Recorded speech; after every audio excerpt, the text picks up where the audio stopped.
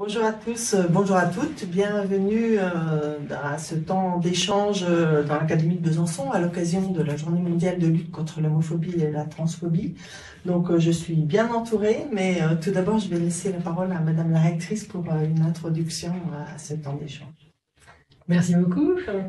Très heureuse d'être avec vous aujourd'hui en cette journée de lutte contre l'homophobie et la transphobie. Très heureuse aussi d'ouvrir ce séminaire puisque la lutte contre toutes les formes de discrimination est un enjeu absolument essentiel pour notre école. Il en va tout simplement du respect de l'autre dans son identité et dans sa différence. On sait que l'homophobie et la transphobie concernent de très nombreux élèves, encore aujourd'hui, de trop nombreux élèves, ai-je envie de dire. Les jeunes identifiés comme LGBTQI+, inutile je pense de traduire ce sigle bien connu de toutes et tous, mais on pense aussi aux élèves qui sont des enfants de familles homoparentales, par exemple, avec toutes les difficultés qui peuvent se poser à eux. Plusieurs enquêtes et études permettent d'avoir des informations sur les LGBT-phobies telles qu'elles se présentent à l'heure d'aujourd'hui dans les établissements scolaires. Et malheureusement, on le sait, les chiffres témoignent de phénomènes encore installés dans le quotidien des classes, dont peu d'élèves osent parler, surtout évidemment quand ils sont personnellement victimes. On connaît aussi les risques liés à ces formes de discrimination liées au genre, puisque le repli sur soi, l'échec scolaire ou le décrochage scolaire, voire des comportements suicidaires dans les cas les plus graves, sont des conséquences ou des risques bien connus. L'enjeu est donc des plus importants. Il nous faut agir collectivement au sein de l'école et non pas rester dans un silence ou dans une ignorance de ce phénomène qui sont que l'on connaît et qu'il s'agit de traiter avec courage, je crois. Il en va de l'épanouissement de nos élèves et tout cela passe par une sensibilisation et une prévention des LGBT-phobies. C'est le sens dans lequel s'est engagée notre académie, puisque elle s'est pleinement inscrite dans le cadre du plan national d'action pour l'égalité et contre la haine et les discriminations anti-LGBT, le plan donc 2020-2023. Et cet engagement, il s'est notamment concrétisé, et nous pouvons en être fiers, je crois, par la mise en place d'un observatoire le 17 mai 2021. Il faut ajouter à cela le fait que dans le courant de l'année scolaire, de cette année scolaire, les référents égalité et les chefs d'établissement ont été formés à cette thématique, et c'était important, grâce à 2 webinaires académiques portant sur les identités de genre. Et fondamentalement, la formation est quelque chose d'incontournable pour outiller les personnels à la prise en compte de ces questions très sensibles et qui méritent beaucoup d'attention. Les élus du CAVL se sont mobilisés eux aussi pendant leur mandat sur la lutte contre le harcèlement, et une enquête qu'ils ont menée auprès des élus lycéens des CVL a fait apparaître que la différence, c'est la cause principale du harcèlement. Ils ont donc souhaité, lors de cette journée de lutte contre l'homophobie et la transphobie, encourager les témoignages des élèves et des adultes de l'académie, en témoignant eux-mêmes dans le cadre de cette table ronde. D'où ce temps fort de témoignages et d'échanges autour de ce sujet qui nous concerne toutes et tous, et qui est diffusé en direct donc sur la chaîne YouTube de l'Académie. Donc vont intervenir, je les cite, Philippe Claire, principal du collège de Roulan, référent égalité. Merci beaucoup. Bénédicte Lucas, merci beaucoup aussi, madame, vous êtes psychiatre et sexologue et formée à l'accompagnement des personnes transgenres en particulier, et cofondatrice de l'association Transcende. Anna Garbi, élue CAVL, merci beaucoup aussi. John Bowman, élu CAVL. Pierre Barrel, vice-président CVL. Et Christine Monin, évidemment, qui a en fait ouvert le séminaire, qui est notre déléguée académique à la vie lycéenne et collégienne, Oui. et en charge de la lutte contre les discriminations de genre. Le 17 mai, c'est évidemment une journée privilégiée pour la promotion de ces actions de sensibilisation et de prévention. Et je sais que plusieurs temps forts sont organisés dans la semaine, dans un certain nombre d'établissements. Merci à tous les personnels et les élèves engagés dans ces actions. Et un merci très chaleureux aux participants à cette table ronde, à qui je laisse la parole désormais. Merci à vous. Merci Madame la rectrice.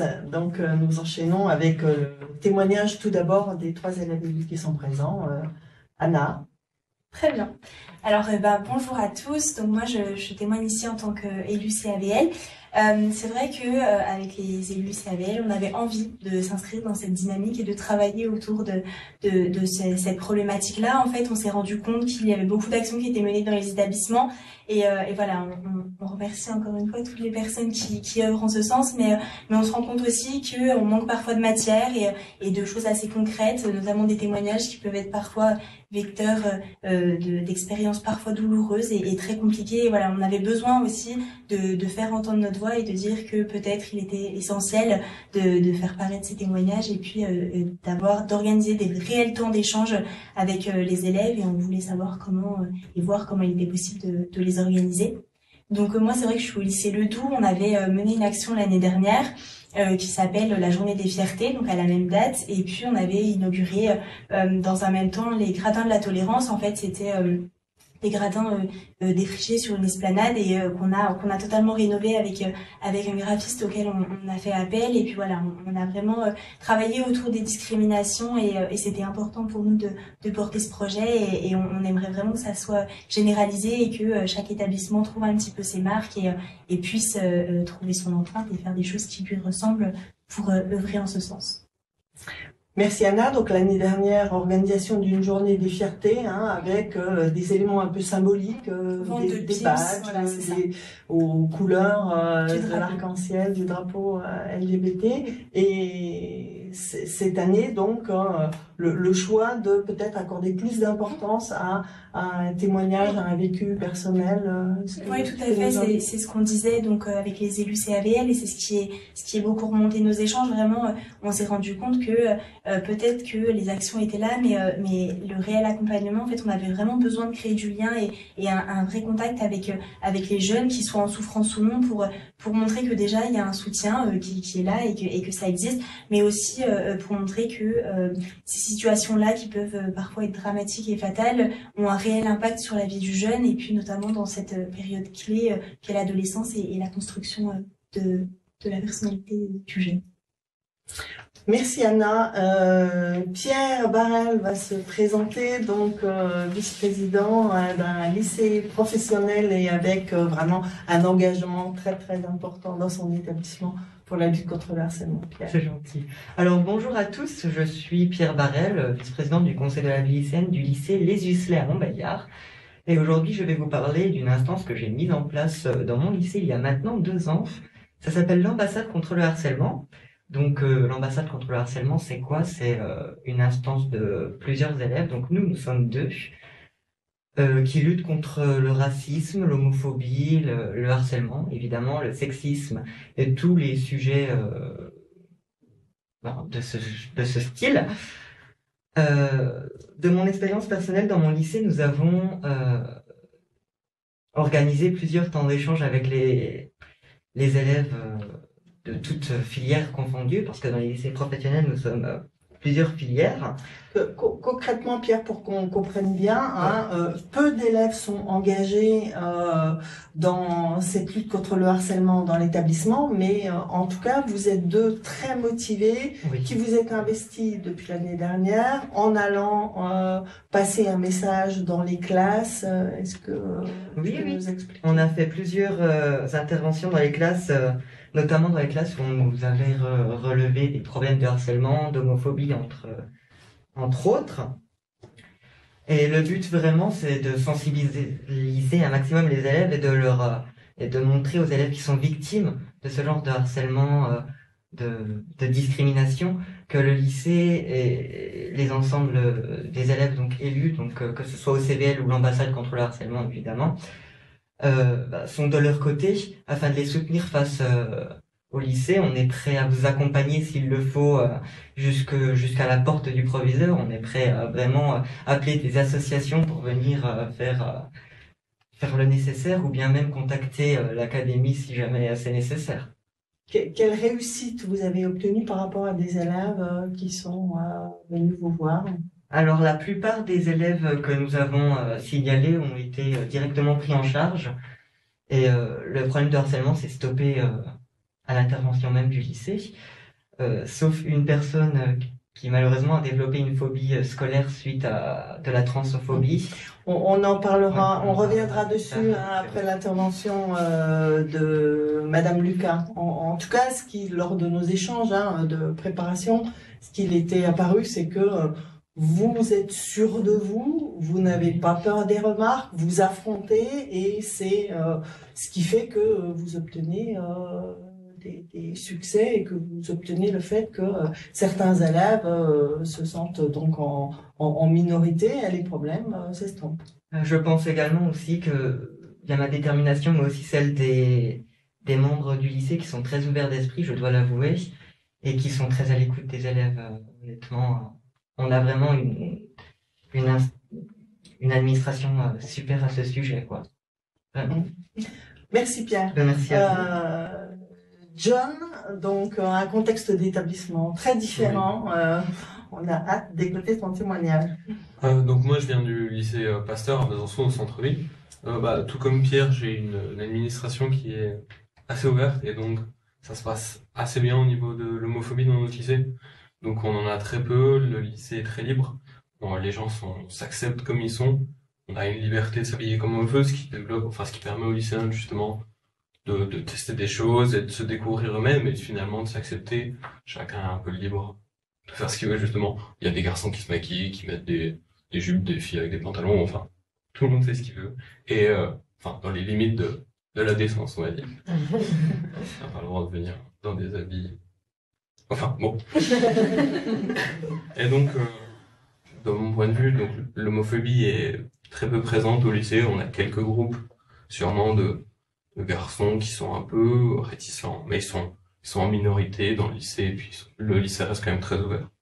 On a, par contre, au niveau aussi des personnes transgenres, qui sont transgenres, il y a eu quelques soucis au niveau notamment des prénoms, donc les professeurs n'appellent, quand les personnes sont transgenres, elles se décident sur un ou un prénom. On reviendra dans un deuxième temps plutôt sur la problématique de la transidentité. Donc, qu'est-ce qui, dans l'établissement, dans votre établissement, dans votre lycée, favorise justement cette tolérance?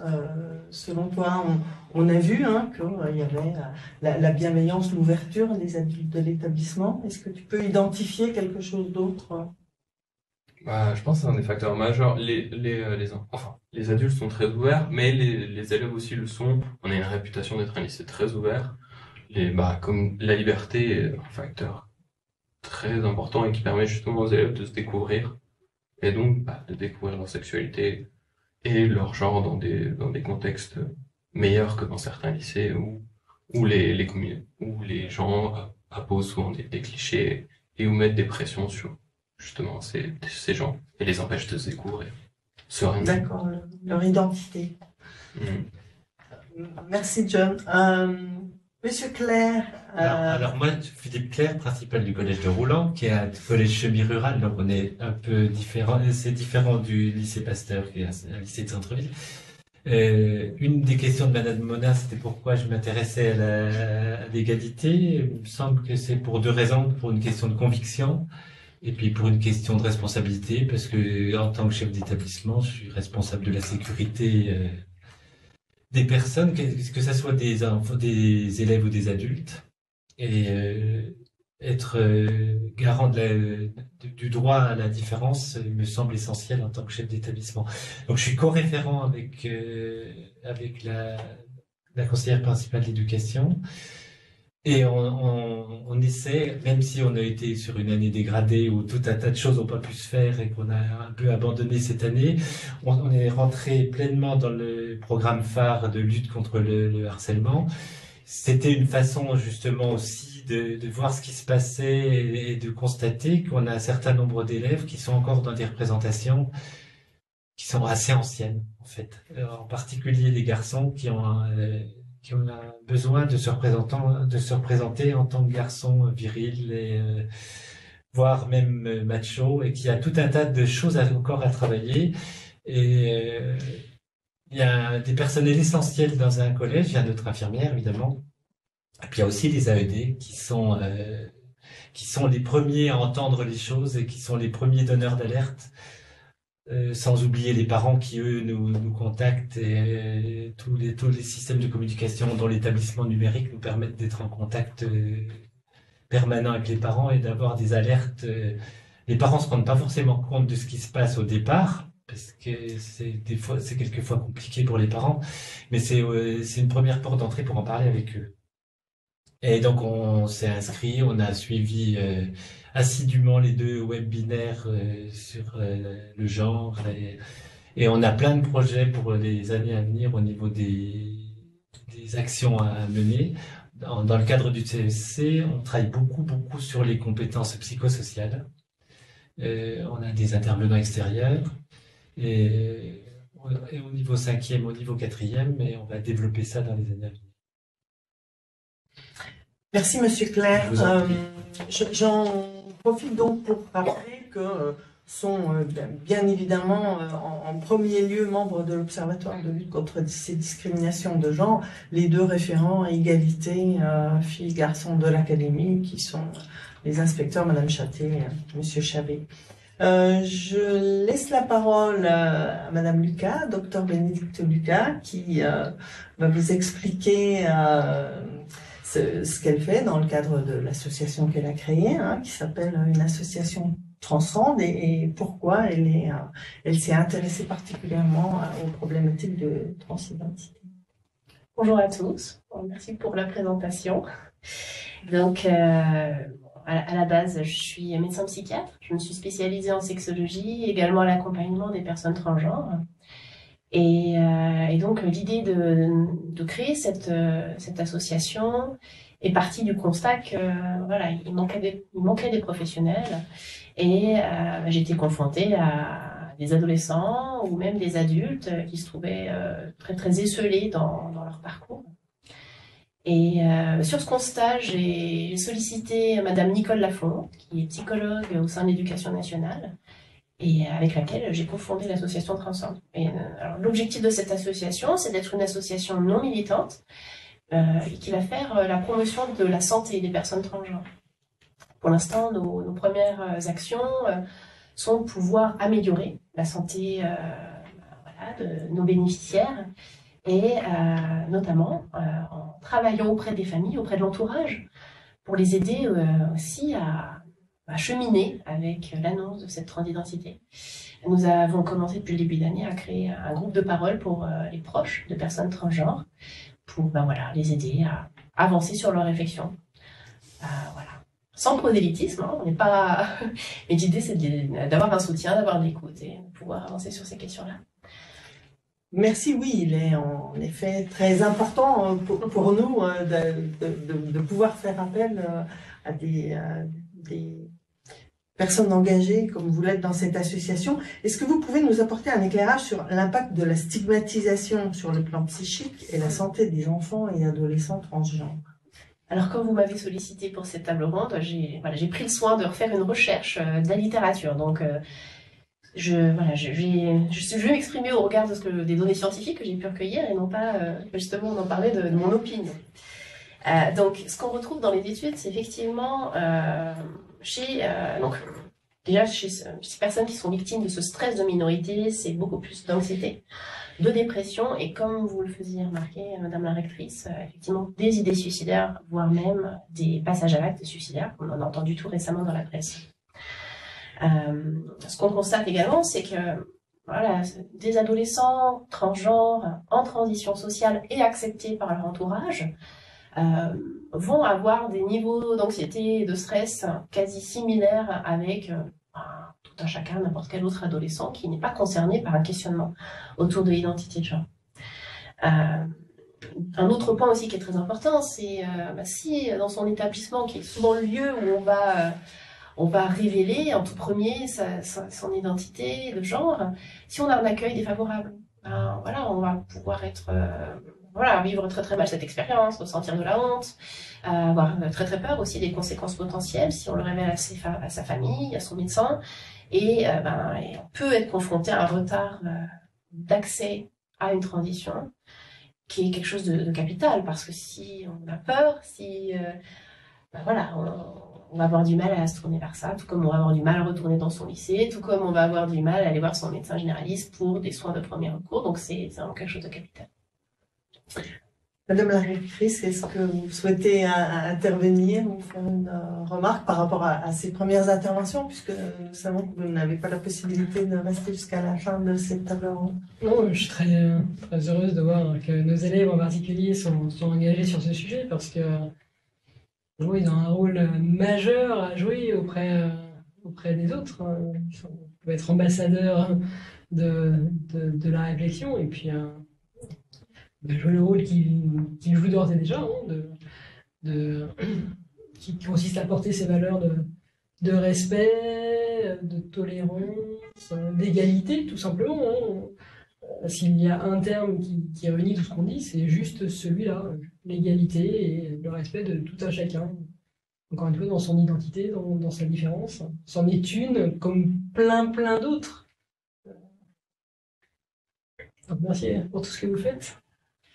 Je principal aussi, évidemment, docteur, pour votre expertise importante pour nous aujourd'hui. Merci à vous. J'ai une autre. J'étais obligée de vous laisser. Mais voilà, je redis tout mon soutien et encore une fois toute l'importance que je porte à ces sujets. Merci beaucoup. Merci à vous. Merci. Donc la question suivante que j'ai envie de vous poser, c'est on entend parfois des propos sur la transidentité comme un phénomène de mode. Que pensez-vous? Est-ce qu'il y a des causes connues à la transidentité? Est-ce qu'il y a des études scientifiques? Quelle est la prévalence dans la population? Quelle réponse apporter aux personnes qui ont l'impression que les cas se multiplient dans les établissements scolaires, dans certains, parce que ça pourrait être un phénomène de mode à l'adolescence? C'est une question complexe. Alors je vais essayer d'apporter une réponse la plus brève possible. Donc, déjà, sur ce que je pense, alors moi je peux pas vous dire ce que je pense parce que depuis que je travaille ici à Besançon, c'est un temps beaucoup trop court pour pouvoir vous faire un retour. Par contre, ce que l'on sait, c'est effectivement les données épidémiologiques que l'on a au niveau international ne cessent d'évoluer. Ce que l'on sait, c'est que ces données fiables, elles sont insuffisantes. On a des chiffres, mais qui sont des chiffres à minima. Ce qui serait intéressant de distinguer, c'est déjà le nombre de personnes qui s'auto-déclarent comme étant transgenres, qui est un chiffre beaucoup plus élevé que les personnes qui effectivement vont accéder à une transition médicale ou chirurgicale.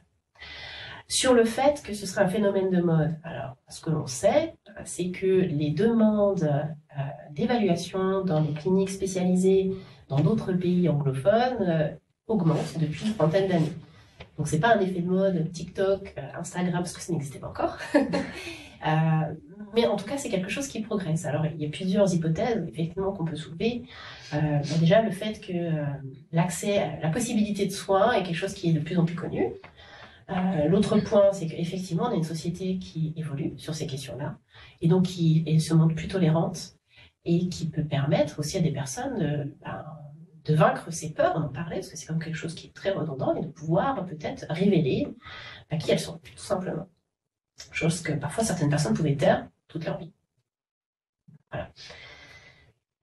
Les élèves, est-ce que vous souhaitez intervenir par rapport à ce sur quoi on a échangé en termes de demande d'un élève pour changer de prénom dans les établissements scolaires? Et ben moi, simplement pour rebondir sur ce qui a été dit, c'est vrai que pour parler un petit peu de mon ressenti et de mon cas un petit peu personnel, de ce que je vois en tout cas dans ma classe, c'est vrai que c'est quelque chose qui ressort beaucoup, de dire que c'est un phénomène de mode, de dire que c'est pour attirer l'attention, et peut-être qu'il y a un manque d'information aussi de la part des élèves dans les établissements, et puis peut-être plus globalement des membres de la communauté éducative à ce sujet-là, puisque c'est difficile quand même d'envisager que c'est un phénomène de mode, alors qu'on sait qu'il y a des réelles convictions derrière et un réel besoin. Donc voilà, moi c'est simplement pour dire que c'est quelque chose qui ressort pas mal, et puis tu t'exprimeras sur les prénoms.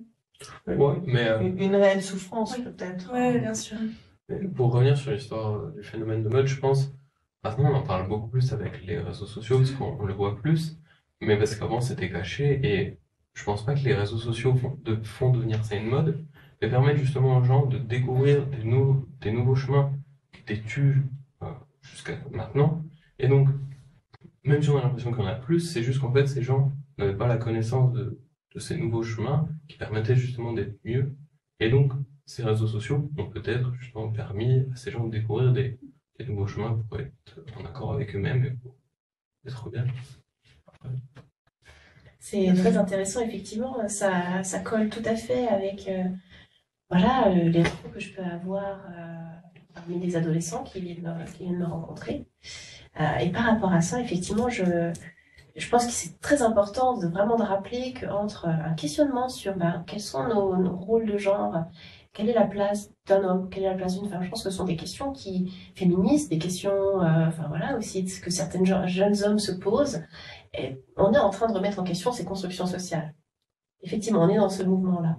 Pour autant, toutes ces personnes-là qui vont expérimenter peut-être un genre non conforme ne vont pas aller forcément jusqu'à demander une transition de genre. Et ça, c'est quelque chose qui est important de rappeler. Juste, voilà, j'ai repris une méta-analyse qui disait, voilà, par exemple, on pouvait dire que 0,35% des personnes s'identifiaient comme transgenres, alors qu'en fait, les personnes qui ont accès à une transition, c'est 0,01.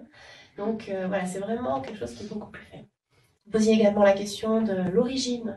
Est-ce qu'on sait pourquoi certaines personnes sont transgenres? En fait, on a fait beaucoup de recherches au niveau hormonal, des recherches génétiques, des recherches aussi peut-être en lien avec certaines pathologies, des recherches chez les personnes intersexes. Et en fait, on ne retrouve pour l'instant aucune cause, aucune maladie, rien de particulier qui expliquerait pourquoi certaines personnes ont une incongruence de genre. C'est aussi quelque chose qui a rappelé, c'est qu'il y a l'association qui fait référence au niveau médical sur l'accompagnement des personnes transgenres. Dans ses recommandations, stipule qu'effectivement, la transidentité est l'expression d'une diversité. Et que c'est un phénomène humain qui est commun et qui est culturellement, voilà, qui peut être influencé en fonction de chaque culture. Mais je pense que c'est important de rappeler que ce n'est pas une pathologie. Moi, je pense qu'il faut vraiment qu'on s'attache à former et à informer, parce que justement, je crois qu'on est très nombreux à pas savoir grand-chose, à être au début, et moi j'apprends plein de choses depuis un petit moment là, parce que moi je commence à être un petit peu âgé, et on n'était pas du tout préparé à ça en fait. Et moi, je me rends compte qu'au niveau des collègues, il y a vraiment besoin d'accompagner les personnels pour qu'ils soient pas maladroits, parce que je pense que très souvent, dans tous les cas en matière des personnels, je parle pas des élèves, c'est un peu différent, mais en matière de personnel, on peut être maladroit par méconnaissance, et puis par stéréotypes, et puis parce que il y a des choses qui ont été apprises et ancrées, et que c'est très très difficile d'en sortir. Et je pense que vraiment, on aura encore beaucoup de travail pour que les gens soient formés et informés et traitent différemment les gens. Mais moi, je suis totalement d'accord parce qu'en fait, il s'agit pas simplement de dire que les choses sont mal faites ou mal dites ou que les personnes réagissent mal, mais il faudrait aussi justement qu'on s'axe sur peut-être cette formation et cette information, parce que c'est essentiel de donner les clés aux personnes qui doivent intervenir dans ces moments-là ou qui peuvent faire face à ce genre de situation, pour qu'ils aient les bonnes clés pour réagir, à la fois pour savoir, pour réagir de la meilleure manière qu'il soit, et puis à la fois pour ne pas plonger l'élève dans une souffrance qui peut aggraver la situation dans certains cas. On évoquait tout à l'heure parfois le manque de cohérence dans une équipe pédagogique vis-à-vis d'un élève, avec certains enseignants qui accèdent à la demande de l'élève à utiliser un nouveau prénom et d'autres non, et cette difficulté à vivre. Donc on a évoqué aussi le fait, et par rapport aux 2 webinaires dont parlait Madame la rectrice, là, à la formation des chefs d'établissement et des référents égalité qui a été mise en place depuis la création de l'Observatoire l'année dernière.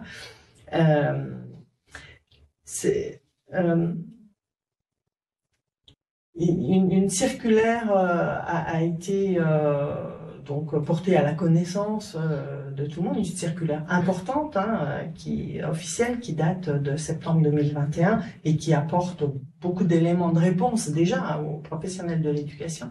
Et on évoquait tout à l'heure le fait de porter à la connaissance des élèves aussi et des parents cette circulaire-là sur les identités de genre de façon générale.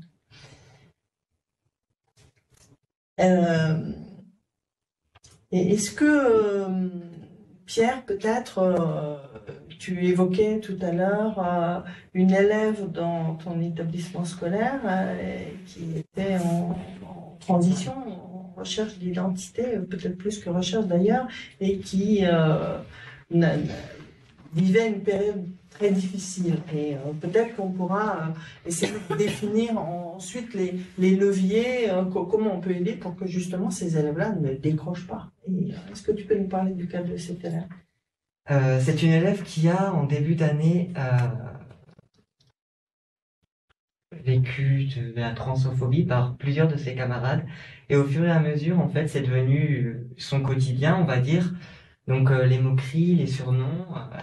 Elle était en pleine transition, donc elle a évidemment, elle vient de changer de prénom officiellement. Enfin, elle a tout mis en place. Et malheureusement, elle a développé une phobie scolaire parce que elle ne supportait plus les remarques qu'on lui faisait, de lui dire qu'elle n'était pas naturelle, par exemple, alors que honnêtement, les personnes transgenres sont totalement naturelles. Vous pourrez peut-être le confirmer après. Et pourtant, dans ton établissement, donc il y a de l'investissement de certains élèves, dont tu fais partie pour soutenir ces élèves-là. Oui. Au niveau de l'établissement, il y a aussi de la prise en compte des adultes et une volonté d'aide. Et malgré tout, on se rend bien compte que ce contexte-là n'est pas très facile par rapport à d'autres contextes d'établissement.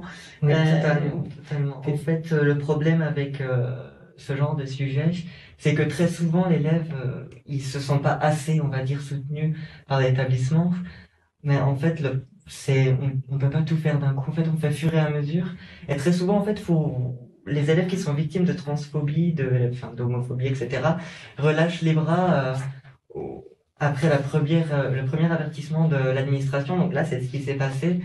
L'élève, en fait, elle s'est dit que ça allait absolument pas changer si elle revenait voir l'administration. Les élèves, ce que tu veux dire, c'est que les élèves homophobes ou transphobes, par rapport à l'intervention de certains membres adultes de l'établissement, non, pas forcément. Se sont calmés. Donc, il y a une position enfin, c'était peut-être plus par rapport aux questions d'homophobie, mais le rôle des adultes est important.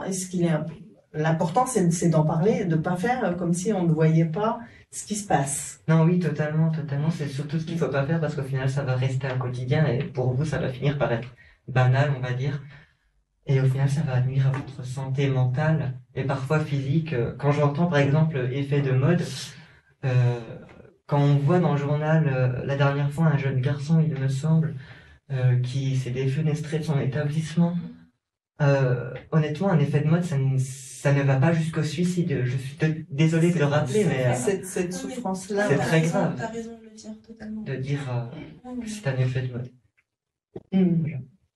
Donc, on encourage, hein, on en profite pour encourager les élèves qui nous regardent et les adultes aussi à en parler, à ne pas faire comme si de rien n'était et à reprendre systématiquement tous les propos homophobes. Voilà. Il y a souvent une peur des représailles. Hein. Comme dans le harcèlement. C'est comme dans le harcèlement, il y a souvent une peur des représailles. Il y a des élèves qui nous disent, surtout ne dites pas parce que... Et c'est vrai que ça, déjà, du coup, ça empêche un certain nombre d'élèves de venir dire parce ils se mettent un frein tout seuls. Et le frein, il est aussi à cause de nous, hein, parce qu'on protège pas assez. L'idée, c'est vraiment d'arriver à montrer qu'on est efficace quand on fait quelque chose. Parce que si on met des choses en place et que ça sert à rien, forcément, il y a un certain nombre d'élèves qui vont dire je fais pas parce que ce qu'ils font, ça sert à rien, donc je me mets en danger. Je me mets encore plus en danger. Et c'est ce qui veut dire qu'il faut que nous, en tant qu'adultes responsables d'un établissement, on réfléchisse à ce qu'on fait pour que ça soit pas contre-productif et qu'on n'arrive pas à mettre les élèves dans des situations encore plus compliquées. Parce qu'il y a quand même des groupes d'élèves. Alors c'est vrai qu'au collège, les choses en matière de genre sont un peu différentes parce que c'est souvent un peu plus tôt. Mais il y a des groupes d'élèves qui trouvent ça drôle d'embêter des gens. Alors que ce soit pour des raisons de sexualité, de genre ou d'autres choses. Et le phénomène de groupe dans les établissements scolaires, il est très prégnant. Hein. Donc, faut qu'on réfléchisse à ce qu'on propose et à ce qu'on fait pour arrêter les choses. Parce qu'on a souvent tendance à agir tout de suite, très vite, en disant il faut que ça s'arrête.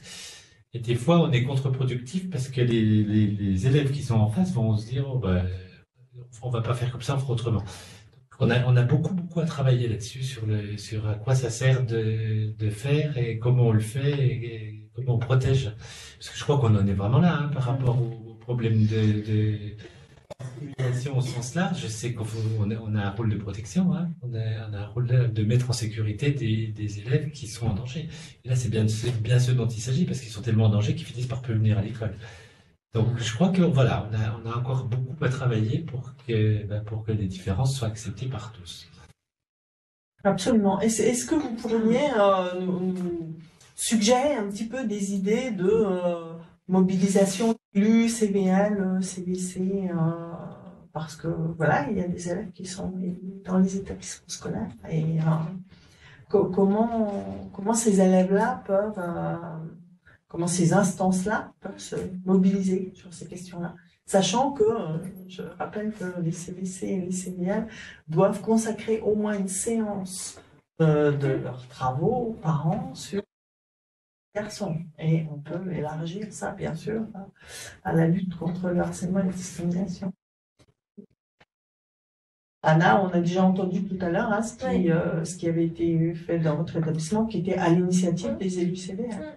Oui, bien sûr. Et puis nous, on part aussi du principe que, comme je l'ai dit et comme on a pu le dire au sein du CAVL, les temps d'échange restent vraiment essentiels pour nous. C'est quelque chose qui ressort. Alors, des fois, il y a certaines actions qui marchent mieux que d'autres, mais vraiment, je pense qu'il est essentiel d'aller au contact des jeunes et qu'ils soient en souffrance ou non, et vraiment travailler sur cet aspect d'information, parce qu'on a beau dire à un élève, il faut libérer la parole, il faut en parler. Si derrière les personnes qui doivent intervenir n'ont pas les clés pour le faire, voilà, comme vous le disiez, c'est compliqué pour l'élève, puisqu'en fait, se mettre encore plus en danger simplement en libérant sa parole et en parlant de sa souffrance, c'est compliqué. Et ça, il faut l'entendre, il faut savoir que c'est difficile d'en parler et qu'il faut vraiment qu'on puisse donner les clés, qu'il y ait vraiment des personnes ressources qui puissent agir pour travailler avec l'élève et puis faire cesser ces situations insupportables.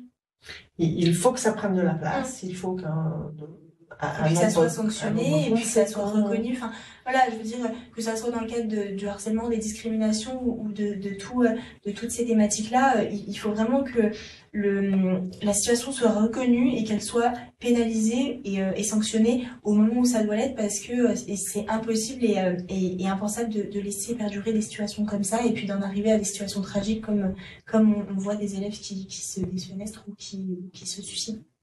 et qu'il y ait une cohérence entre les actions, une complémentarité et qui fait de l'importance de la prise en compte de la part des élèves et des adultes.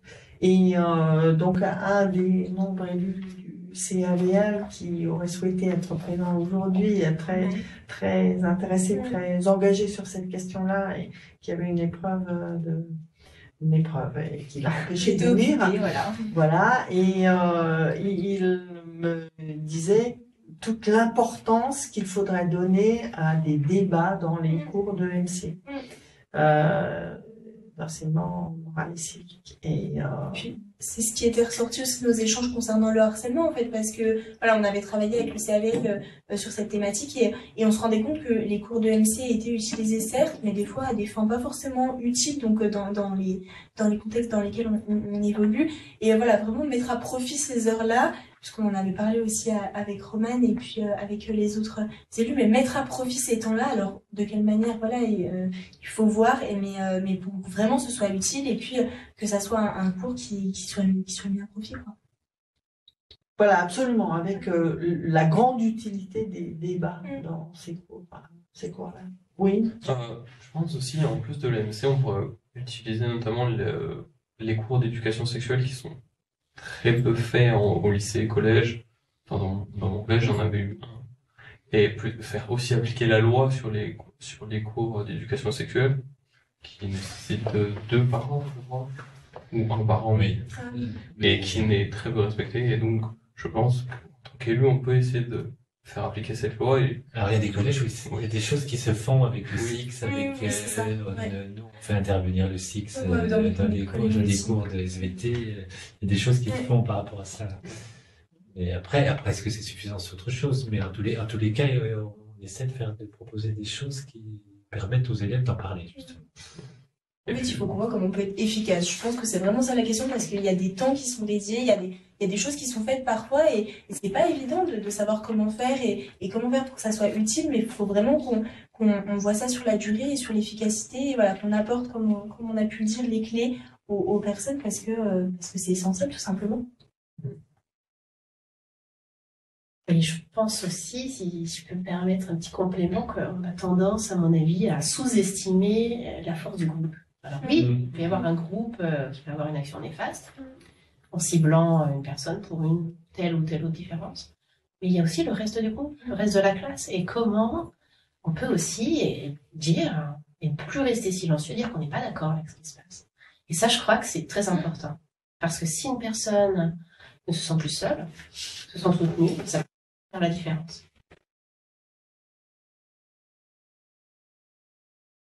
C'est ce qui est travaillé dans le cadre de la lutte contre le harcèlement et sur les témoins, les spectateurs qui sont inefficaces. Passifs.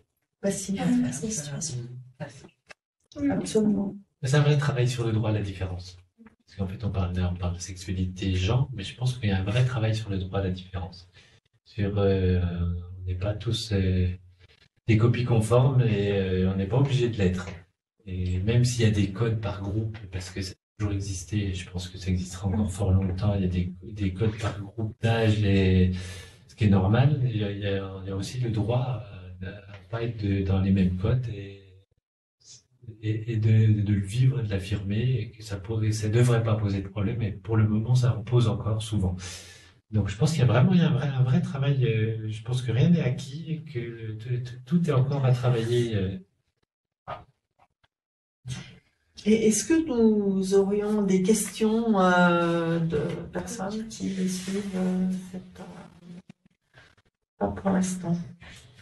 Je me permets de rappeler quelques conseils qui avaient été donnés par la sociologue, et puis vous intervenez si vous voulez réagir à ça. Inscrire la lutte contre les stéréotypes de genre dans une démarche cohérente globale de l'établissement, ça bien sûr. Reprendre systématiquement les propos sexistes, homophobes, transphobes. Et ça peut être décidé aussi par les élèves élus qui faire groupe et faire équipe pour justement soutenir et dire ce que vous en pensez, diversifier les représentations disponibles, proposer une réflexion collective avec les élèves, un travail de prise de conscience des attentes de genre, observer les manières dont vous aussi vous pouvez témoigner d'attentes différenciées sur le plan du genre. Et globalement, on a parlé de climat scolaire, hein, donc faire intervenir des associations, hein, bien sûr, comme l'association Transcend, qui pour l'instant n'intervient encore pas dans les établissements scolaires, mais peut-être qui a en projet d'intervenir dans le cadre de formation. Examiner la politique de prévention du harcèlement dans chaque établissement, garantir une politique de tolérance, bien sûr, et assurer une surveillance accrue de certains espaces. On sait, hein, on les repère, améliorer l'identification des incidents et des violences sexistes, sexuelles. Est-ce que vous voulez un petit peu réagir pour compléter, ajouter quelque chose par rapport à... Je pense qu'il faut aussi qu'on pense aux adultes qui peuvent aussi être dans ces difficultés-là. Et je pense qu'il faut aussi qu'on pense que tous ces jeunes qui sont différents, ils vont arriver, surtout quand ils sont lycéens, ils vont arriver très vite sur le marché de post-bac, etc. Et qu'il va falloir qu'ils trouvent leur place et que c'est quelque chose aussi qu'il faut qu'on travaille sur le long terme parce qu'il y a l'école et il y a après. Et ça, je pense que ça sera à travailler parce qu'il faut que ces adultes-là ils puissent trouver leur place. Et je pense vraiment que on est au début d'un vrai travail. Et il y a déjà des choses qui se sont passées hein, dans les 30-40 dernières années. Il y a déjà beaucoup de choses qui ont changé. Ne serait-ce que la dépénalisation de l'homosexualité ou des choses quand même, qui sont quand même pas complètement neutres. Mais il y a encore des tas de représentations. Vous en parliez tout à l'heure dans le sport. Je pense qu'il faut qu'on travaille beaucoup avec nos collègues de PS pour qu'ils soient extrêmement vigilants sur ce qui se passe pendant les cours de PS parce que c'est des risques par rapport aux attitudes sexistes. Donc, oui, je pense qu'il faut qu'on soit vigilant. Vraiment. Vigilant et qu'on communique beaucoup sur cette thématique-là. J'ai eu connaissance d'articles dans le journal local sur des événements qui sont vraiment médiatisés, je pense relativement pour la première fois dans la presse, des événements dans les villes, à Besançon par rapport à un collectif d'associations du 17 mai, des marches certes militantes, des événements, des films proposés et avec des débats dans des cinémas, un festival aussi sur la ville de Vesoul avec tout un tas d'actions et de personnes qui veulent donner de la visibilité à cette journée, à cette semaine. Madame la rectrice l'a dit dans ses propos introductifs, mais un certain nombre d'établissements scolaires de l'académie se sont mobilisés là pendant cette semaine autour du 17 mai pour organiser dans les établissements scolaires des escape games, des débats, des jeux et des films et un certain nombre d'actions que nous valoriserons sur le site académique de l'académie. Est-ce que, Madame Lucas, vous souhaitez ajouter quelque chose par rapport à ce qui a été dit, par rapport à l'association ou Peut-être effectivement repréciser quelque chose, hein, c'est que comme ce que je constate, de mon expérience en tout cas, de suivi de jeunes trans, c'est que l'école, en fait, vous êtes le lieu où les choses vont se faire en tout premier. Moi, j'interviens bien plus tard. J'interviens bien plus tard parce que une personne arrive jusqu'à la consultation, il faut que déjà il y ait tout un parcours. Et c'est pour cette raison, je pense qu'il y a vraiment un rôle capital qui est à jouer. Parce que pour ces jeunes, c'est déjà une micro-société, le lieu de sa scolarisation. Et comment l'école, comment l'État accueille ces différences. Je crois que ça, c'est vraiment quelque chose d'important et je pense même en tant qu'encadrant, en tant qu'adulte, on est là aussi pour incarner et montrer que, voilà, comment on peut être, comment on peut accueillir ça. Et voilà, en tout cas, je serais ravie de pouvoir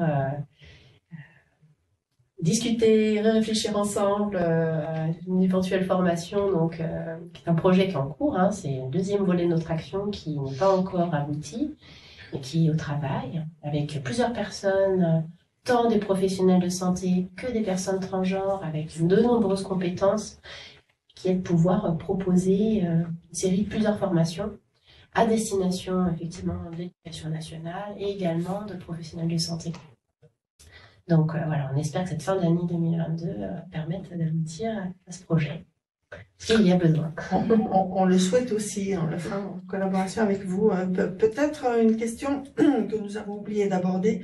Comment évoluent les personnes transgenres, puisqu'on entend aussi, hein, ça rejoint peut-être un petit peu ce qu'on a parlé sur le phénomène de mode, mais quelqu'un qui se dit transgenre ne change pas d'avis. Et là, vous avez peut-être un peu des chiffres aussi pour nous éclairer. Alors effectivement, il y a vraiment un contexte de polémique par rapport à tout ça, et aussi en France, hein, il y a beaucoup d'écrits, beaucoup de personnes qui viennent donner leur opinion sur ces questions-là. Donc effectivement, bon, déjà comment ce phénomène-là apparaît? Alors déjà, on se rend compte en prenant les choses un petit peu a posteriori qu'il peut y avoir des comportements, des préférences qu'on attribuerait à l'autre sexe dès l'enfance. Parfois pas, ça dépend. Mais là où bien souvent les premières signes, on va dire, les plus criants vont apparaître en cas de ce questionnement, c'est avec la puberté. Où là, ce corps sexué vient marquer quelque chose de très clair. Hein. C'est que peut-être qu'avant, on devait vraiment espérer pouvoir être soit garçon ou fille, soit clairement de l'un ou l'autre sexe. Et alors, on se rend compte que non, notre corps nous rattrape. Ensuite, ben voilà, il y a toute l'indifférence aussi qu'on peut constater. Alors, il faut savoir que ce phénomène-là, qui débute soit à l'enfance, soit à l'adolescence, en fait, va évoluer de façon différente. Les personnes qui vont avoir justement un genre non conforme dans l'enfance, et même pour lesquelles on pourrait porter un diagnostic d'incongruence de genre, donc qui permet d'accéder à une transition médicale, ne vont pas forcément persister à l'âge adulte. Chez les enfants, donc jusqu'à 12 ans, on considère, alors ça dépend bien sûr des études, mais on peut avoir un taux de persistance de 6 à 27%. Donc c'est quand même une proportion assez faible chez les enfants trans. Et par contre, à l'adolescence, on a vraiment une persistance qui est beaucoup plus importante. Alors il y a beaucoup de critiques sur le fait que voilà, il y aurait beaucoup d'adolescents qui arrêtent des hormones, que beaucoup d'adolescents regrettent. Et alors moi, je ne sais pas sur quels chiffres ces personnes se basent, parce que je n'ai pas trouvé vraiment de choses qui affirment cela. Alors peut-être effectivement, il faudrait aller voir un peu de plus près. Ce qu'il en est, c'est qu'on a assez peu d'études en fait longitudinales sur l'évolution des adolescents jusqu'à l'âge adulte. Là, a priori, voilà, j'ai pu retrouver 2 études où effectivement, on a d'un côté un taux de persistance de 100% chez les adolescents qui avaient commencé à prendre un blocage de la puberté, qui ont continué à prendre l'hormonothérapie, et sur une étude préliminaire à Zurich, où là, on serait plus sur 80% de personnes qui persistent. Et ça reste sur des taux qui sont quand même très importants, et avec un traitement qui est partiellement réversible. Là, on ne parle même pas d'intervention chirurgicale. Donc voilà. Je me permets de vous arrêter parce que je vois que nous avons encore quelques minutes, mais en tout cas, on se rend compte que ben voilà, les formations sont très importantes, très intéressantes. Elles vont se poursuivre dans l'académie, hein, puisque la création de l'observatoire implique que on donne, et ça a été abordé tout à l'heure, hein, l'importance de la formation des élèves, de la formation des adultes sur ces questions-là. On a besoin de ces éléments-là, d'éléments scientifiques, d'éléments chiffrés. Donc la formation des personnels, la formation des élèves peut-être se développera plus, mais en tout cas va être poursuivie avec donc pour objectif d'avoir des personnes bien formées qui puissent à la fois dans la géographie, dans nos différents territoires de l'académie, pouvoir être des formateurs aussi au plus près des établissements, au plus près des contextes d'établissement, et que voilà, tout ça se multipliant, on prenne en compte toutes ces questions de façon beaucoup plus naturelle, beaucoup plus simple pour arriver justement à un vrai travail sur de vrais résultats sur le droit à la diversité dont vous parliez tout à l'heure, Monsieur Claire. Ce que je trouve rassurant, bah, c'est qu'il soit là. Parce que ça passera par eux, hein, le changement passera par eux. C'est des jeunes adultes et c'est eux qui transmettront les choses. Hein. Nous, on peut accompagner et essayer de progresser au mieux avec ce qu'on est. Mais les choses évolueront avec les nouvelles générations parce que les choses s'ancreront comme ça. Et puis à nous, ça nous fait du bien de savoir que vous êtes là. Que vous êtes des gens derrière qui nous suivent, qui nous écoutent et qui vont dans notre sens et qui comprennent ces souffrances-là et qui sont prêts à nous aider. C'est un plaisir. J'allais dire parole de la fin aux élèves, donc merci Anna. Pierre, un petit mot de la Moi, fin. j'encourage vraiment tous les élèves à mettre en place l'ambassade contre le harcèlement dans leur établissement. Donc, juste aller voir le CPE et en parler avec lui, évidemment. Et également, à vous investir un maximum dans votre lycée. L'académie, de toute façon, est de votre côté. Et de vraiment ne pas avoir peur du regard des autres. Parce que de toute façon, vous avez tout de votre côté, que ce soit la loi ou bien le personnel éducatif. Merci. Merci beaucoup Pierre. John, petit mot de la fin. Bah, c'est vrai que c'est bien de voir le changement qui arrive, quoi. Et puis d'avoir des adultes qui nous soutiennent, comme Monsieur Claire et Madame Lucas. Merci beaucoup à tout le monde pour votre écoute et puis rendez-vous certainement bientôt pour un prochain événement.